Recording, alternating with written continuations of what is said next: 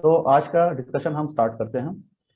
जो Indian geography वाला part है, जो पेपर 5 का पार्ट सेकंड है, जिसका वेटेज है 50 मार्क्स का।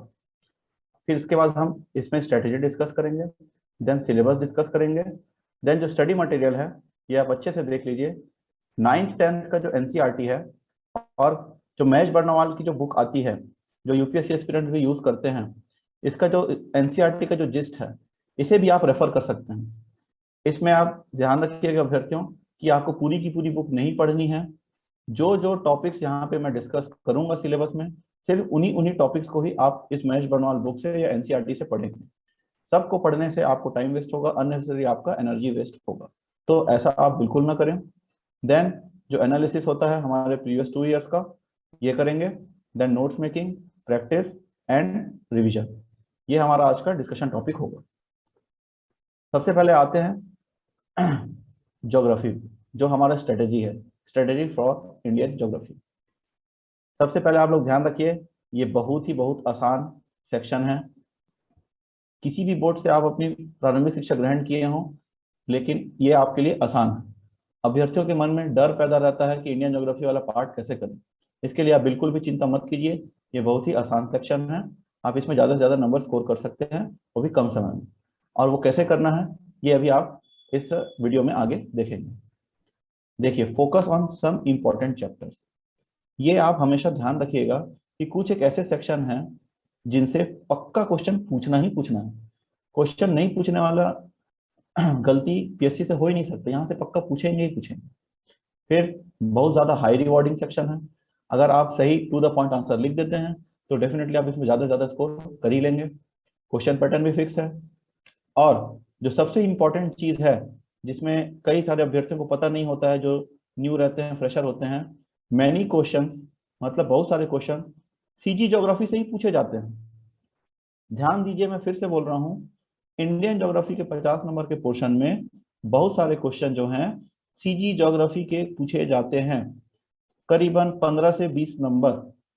तो सीजी ज्योग्राफी तो सभी का स्ट्रांग होता है, और इस पेपर के लिए आपको अगला सेक्शन जो 75 मार्क्स का है, 75 मार्क्स, वो सीजी ज्योग्राफी आप प्रिपेयर करके ही आते हैं। प्लस एडिशनल अगर 15 मार्क्स ही कम से कम पूछ रहे हैं तो समझ लीजिए आपको ये बोनस ही है। और इंडियन ज्योग्राफी का पार्ट और वेटेज ऑटोमेटिकली कम हो जाता है, क्योंकि उसमें सीजी ज्योग्राफी पूछा जा रहा है। देन समरी नोट्स हमेशा आपके सक्सेस का एक इंपॉर्टेंट हिस्सा रहा है। समरी नोट जरूर बनाइए। और क्योंकि ये ज्योग्राफी है, इसमें मैप्स, डायग्राम, फ्लो चार्ट्स जो जो बन सकते हैं आप उनका उपयोग जरूर करिए। इससे आपका इलस्ट्रेशन अच्छा दिखेगा, आपका रिप्रेजेंटेशन ऑफ आंसर जो है वो बहुत अच्छा रहेगा, और एग्जामिनर को आपको ज़्यादा से ज़्यादा अंक देने पे मजबूर होना पड़ेगा।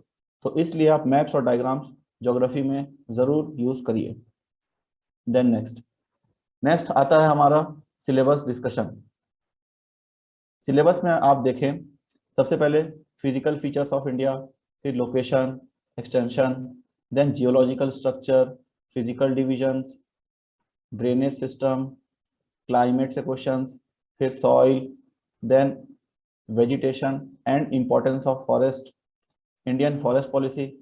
अभी आप देखेंगे 2018 में इंडियन फॉरेस्ट पॉलिसी का ड्राफ्ट रिलीज किया गया है, इसे भी आप जरूर पढ़िए। फिर फॉरेस्ट कंजर्वेशन के लिए क्या क्या स्टेप्स उठाए जाते हैं। देन ये ह्यूमन कैरेक्टरिस्टिक्स, या आप इसे डेमोग्राफी भी बोल सकते हैं। इससे सीधे सीधे क्वेश्चन पूछे जाते हैं। और ये जो टेबल मैं यहाँ पे बनाया हुआ हूँ, मैंने इसमें क्या किया था, ये जितने भी जो इसके जो डेटा आपको दिख रहे हैं, मतलब जो टॉपिक दिख रहे हैं, इसके डेटा को यहीं पे ही मैंने पेंसिल से लिख लिया था। जैसे पॉपुलेशन 1.21 करोड़ था, सेंसस में जो सेक्स रेशो वगैरह क्या था, ये सारी की सारी चीज़ें मैंने यहीं पे नोट डाउन कर ली थी। तो जब भी मैं सिलेबस पलटता था तो ऑटोमेटिकली मेरा ये वाला डेटा पोर्शन तुरंत तुरंत खत्म हो जाता था। तो आपसे भी गुजारिश है, इस चीज़ का ज़रूर उपयोग करिए। तो इसमें आता है पॉपुलेशन वाला पार्ट, देन सेंसस जो जनगणना है, देन पॉपुलेशन ग्रोथ, फिर density, distribution, birth rate, mortality rate, migration, literacy, occupational structure, urbanisation, ये सारी चीज़ें इस बुक में दी हुई हैं।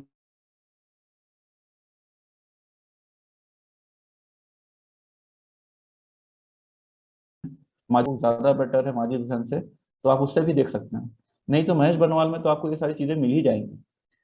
देन नेक्स्ट आप देखें, फिर आता है एग्रीकल्चर का पोर्शन। एग्रीकल्चर में कैरेक्टरिस्टिक्स ऑफ इंडियन एग्रीकल्चर, भारतीय कृषि कैसी है, इसके विशेषताएं क्या हैं, ये सब आपको देखना है। कि कौन कौन से फूड क्रॉप्स होते हैं ये देखने हैं। ठीक, फिर सीरियल्स देखने हैं, पल्सेस, दलहन, तिलहन और अदर क्रॉप्स। इसके बारे में आप लोगों को बस किस सीजन में होता है, किस मिट्टी में होता है, ये टेबुलर फॉर्मेट में हर बुक में मिल जाता है, इसे आपको पढ़ना है। फिर प्रोडक्शन और डिस्ट्रीब्यूशन, किस क्षेत्र में इसका उत्पादन होता है। फिर इरिगेशन, इरिगेशन का आप जरूर थोड़ा सा देख लीजिए ऊपर ऊपर से और उसका इंपॉर्टेंस। मॉडर्नाइजेशन ऑफ एग्रीकल्चर से क्वेश्चन पूछा गया था सन 2019 के पीएससी में। फिर problems of agriculture and planning, ये सब आप देखिए, क्योंकि कृषि प्रधान हमारा राज्य है और हमारे देश में कृषकों की संख्या भी बहुत है, तो एग्रीकल्चर वाला सेक्शन डेफिनेटली इंपॉर्टेंट हो जाता है। फिर बहुउद्देशीय इरिगेशन प्रोजेक्ट जो है, मल्टीपर्पज इरिगेशन प्रोजेक्ट। देन जो ये क्रांतियां आई हैं, हरित क्रांति, श्वेत क्रांति और नीली क्रांति, इनको भी आप जरूर करिए। पिछले 2 बार से एक एक क्रांति के क्वेश्चन पूछा गया है, जो एक क्रांति बची हुई है उससे इस बार क्वेश्चन संभावित है, तो डेफिनेटली आप इसको देखिए। देन खनिज संसाधन में देखिए, मिनरल रिसोर्सेज में उनके स्टोरेज, प्रोडक्शन, डिस्ट्रीब्यूशन।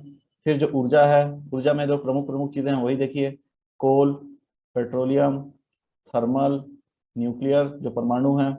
फिर non conventional, non conventional energy sources बहुत इंपॉर्टेंट है, क्योंकि वही अब फ्यूचर रह गया है। ये जो पुराने कन्वेंशनल सोर्सेज हैं वो थोड़े समय बाद लुप्त हो जाएंगे, कुछ दशकों बाद। तो हमें नॉन कन्वेंशनल के ऊपर अभी फोकस करना है, इसलिए इससे क्वेश्चन पूछे जाते हैं। देन उद्योग, उद्योग में देखिए डेवलपमेंट कैसे हुआ, उसका स्ट्रक्चर क्या है। फिर large scale industry, medium scale, small, smallest. फिर ये जो 3 चीजें लिखी हैं, ये तो मैंने इंडस्ट्री का ये क्लासिफिकेशन ये दे दिया, लार्ज, मीडियम, स्मॉल और स्मॉलेस्ट। फिर ये एग्रीकल्चर, फॉरेस्ट और मिनरल बेस्ड इंडस्ट्री, ये 3 वैरायटी की इंडस्ट्री है, इसको भी आप अलग अलग जरूर तैयार करिए। इससे डेफिनेटली क्वेश्चन पूछे जा सकते हैं, भारत के परिप्रेक्ष्य में भी और छत्तीसगढ़ के परिप्रेक्ष्य में भी।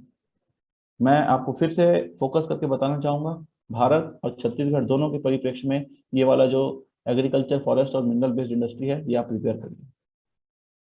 देन हमारा जो सबसे इंपॉर्टेंट सेक्शन है, एनालिसिस वाला पार्ट, वो देखते हैं। इसमें सबसे पहले आता है physical features of India, location, extension, geological structure. इससे पिछले 2 सालों में कोई क्वेश्चन नहीं पूछा गया। फिर आप देखिए फिजिकल डिवीजन में, आप गौर से देखिएगा, 2 नंबर, 4 नंबर, 10 नंबर। फिर 2020 में भी 2 नंबर, 4 नंबर, 10 नंबर, मतलब 16 अंक के क्वेश्चन इससे पूछे जा रहे हैं। फिर ड्रेनेज सिस्टम, जो अपवाह तंत्र है, 2, 2। तो आपको एक पैटर्न दिख रहा होगा, 50 नंबर में आप देख सकते हैं ये 2 चैप्टर से ही सीधा 18 अंक के क्वेश्चन पूछ लिए गए। तो यही वो पैटर्न है जिसकी मैं बात कर रहा था, और आप लोग इस पैटर्न का फायदा उठाइए। और ये मत भूलिए कि हमें बाकी पोर्शन भी पढ़ना है, छोड़ नहीं देना है। फिर climate, soil, vegetation and importance of forest, Indian forest policy, forest conservation से क्वेश्चन नहीं पूछे। ह्यूमन वाले में आप अगर देखेंगे तो 2020 में 2 अंक के क्वेश्चन पूछे गए, और 2019 में बर्थ रेट से 2 अंक के क्वेश्चन पूछे गए। जबकि माइग्रेशन रिलेटेड, माइग्रेशन पिछले 2 बार से बहुत इंपॉर्टेंट सेक्शन रहा है, इससे क्वेश्चन पूछे गए हैं। 19 में भी 8 अंक, और 20 वाले पेपर में भी 8 अंक के सवाल इससे पूछे गए हैं, तो इसको आप अच्छे से प्रिपेयर करिए। देन नेक्स्ट पेज में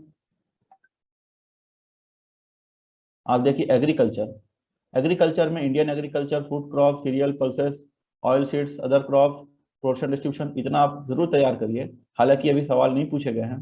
ये मॉडर्नाइजेशन ऑफ एग्रीकल्चर, जो आधुनिकीकरण है कृषि का, इसे सवाल पूछे गए हैं 2019 में 4 अंक, और जो प्रॉब्लम्स ऑफ एग्रीकल्चर प्लानिंग है उससे क्वेश्चन पूछे गए हैं 2020 में 4 अंक। तो ये दोनों क्वेश्चन इंपॉर्टेंट है। फिर बहुउद्देशीय परियोजनाएं जो हैं उससे 2-2 अंक सवाल पूछे गए हैं। फिर मैंने आपको कहा था ये क्रांतियों के बारे में भी क्वेश्चन पूछ रहे हैं। आप देखिए, जो श्वेत क्रांति है 2020 में 4 अंक के पूछे गए थे, और जो नीली क्रांति है 2019 में 4 अंक के पूछे गए। तो मोस्ट प्रोबेबली आप देख सकते हैं कि एक साल में एक क्रांति पूछ रहा है, तो इस बार जो ग्रीन रेवोल्यूशन है उसके पूछने की संभावना है। देन आते हैं हम लोग खनिज भंडारण में। इसमें स्टोरेज पे 2 नंबर के क्वेश्चन पूछा था 2020 में, और ऊर्जा संसाधन में जो क्वेश्चन पूछा है, जो कोल का, 2 नंबर का। देन नॉन कन्वेंशनल, जो गैर परंपरागत ऊर्जा जो है उससे 10-10 नंबर के सवाल दोनों साल पूछे गए हैं। तो आप समझ रहे हैं कि ये एक सेक्शन इंपॉर्टेंट है, इसलिए आपको इससे प्रिपरेशन जरूर करनी चाहिए। देन आते हैं हम इंडस्ट्रीज में। इंडस्ट्रीज में आप देखेंगे कि एक बार इसमें पूछा है स्मॉल स्केल 2019 में, और 2020 में आप देखेंगे स्मॉल स्केल। फिर एग्री फॉरेस्ट और मिनरल बेस्ड इंडस्ट्री, मैंने आपको इसमें कहा है कि आप भारत और छत्तीसगढ़ के परिप्रेक्ष्य में दोनों में इसकी तैयारी करें, और आप देखिए पाएंगे कि दोनों साल 8-8 अंक के सवाल पूछे गए। तो ये क्वेश्चन का पैटर्न रहा है पीएससी का। लगभग आप देखेंगे कि सेम सेम सिलेबस से, सेम टॉपिक से क्वेश्चन पूछे गए हैं पिछले 2 सालों से। तो इसी तरह आप तैयारी करिए, लेकिन ये बिल्कुल भी मत समझिएगा कि दूसरे क्वेश्चन पूछे नहीं जा सकते, वो अवश्य पूछे जा सकते हैं, क्योंकि सिलेबस में लिखा है। सिलेबस में लिखा गया हर एक शब्द अपने आप में क्वेश्चन होता है। तो आप सबकी तैयारी करते हुए जो क्वेश्चन पिछले बार से पूछे जा रहे हैं, बार बार पूछे जा रहे हैं, उनको तो बिल्कुल मत छोड़िए। मेरा कहने का मतलब यही होता है।